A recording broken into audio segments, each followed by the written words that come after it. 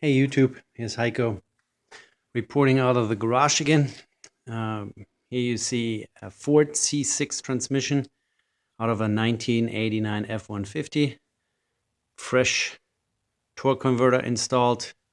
The whole transmission has been rebuilt with new clutches and bushings. Bushings, very important. If you ever do a rebuild and you skip on the bushings, you're wasting your time. You got to do it as a shift kit in the valve body. All new gaskets and O-rings and seals and you name it. The previous owner had bought this transmission. It's a TCI aftermarket rebuilt transmission with a TCI torque converter, which had a little bit higher stall speed, higher stall RPM.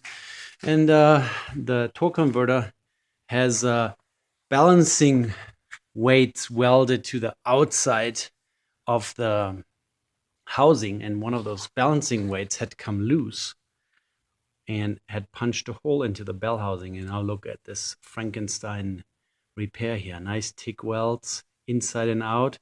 And this piece here is a piece of diamond plate aluminum welded in here. Really nice. I like it.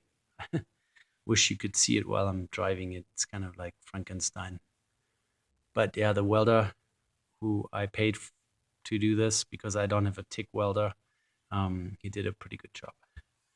Yeah, so this thing is ready to go inside. You can see I'm using a Harbor Freight 800-pound transmission jack, 150 bucks. You gotta have it. Otherwise, it's just a nightmare. On this thing, you actually have like a cradle that fits around your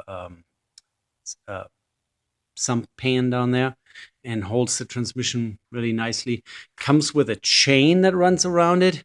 I replaced the chain with a ratchet strap because it just holds the transmission better in place, and it's just as easy to unhook once I'm under there. I also came up with a little scrap piece of sheet metal, now a flat stock here, bolted through one of the holes in the bell housing, just to keep the torque converter in there while I'm rolling it over to the vehicle. It's nicely seated, and I'm pretty sure it's engaged into the pump and all that, and I don't want it to slip out again and fall onto the pavement. That would be kind of a nightmare. This one here is just a regular, I guess it's a rebuilt Dayco, I think is the brand name. AutoZone sells those.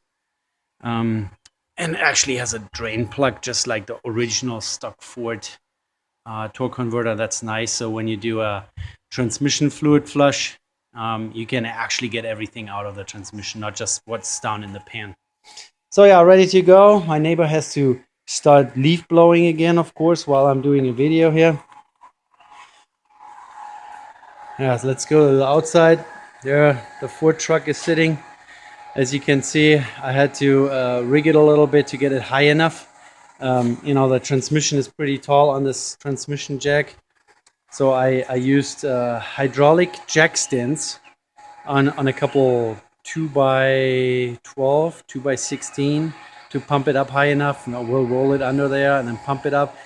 Taking it out was really easy. With this transmission jack and the jack stands, I got it high enough. My drive shafts are lying back here. Now he's blowing all the dirt over to my house. He's doing a good job over there. I installed a new carrier bearing on the drive shaft. I put 3 new U-joints in here. Greased it all up nicely. It's already all sitting here. All the bolts and nuts that I will need for the install. This is torque converter. Those are for the transmission carrier brace that goes between the frame rails. Dipstick with new O-rings. Starter motor. It's already all good to go in there. Last night I washed those braces a little bit with degreaser. It didn't turn out too great, but it's good enough. It's under a truck, and I'm bolting it up. What you see hanging down here, some wiring. This is the the backup light and neutral safety switch. This switch keeps you from starting the vehicle while you're in drive or in reverse.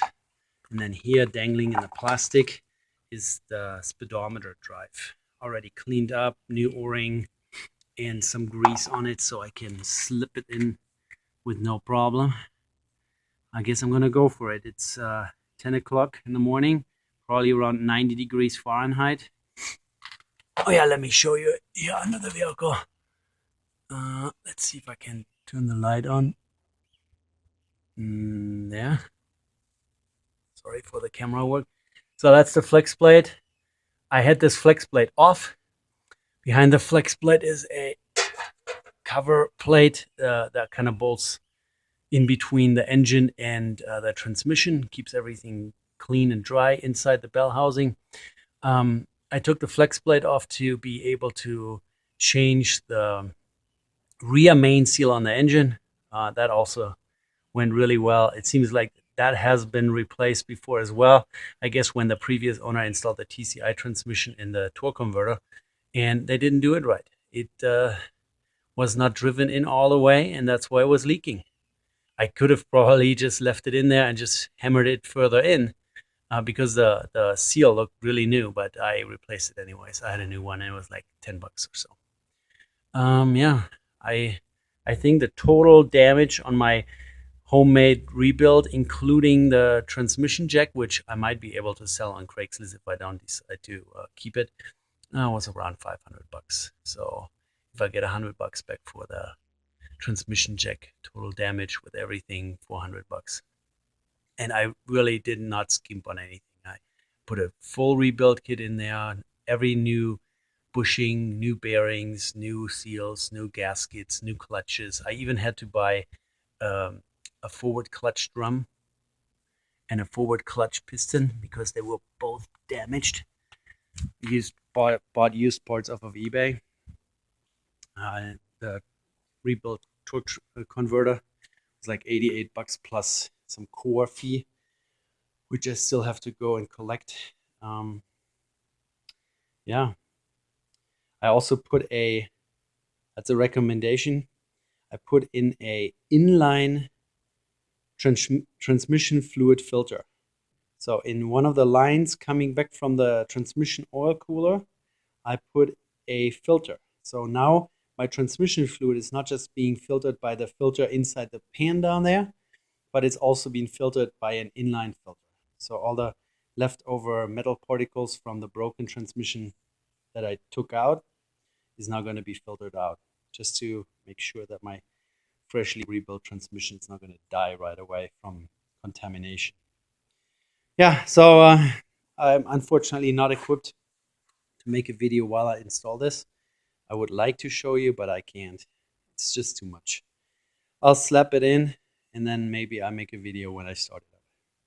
All right, you guys take care.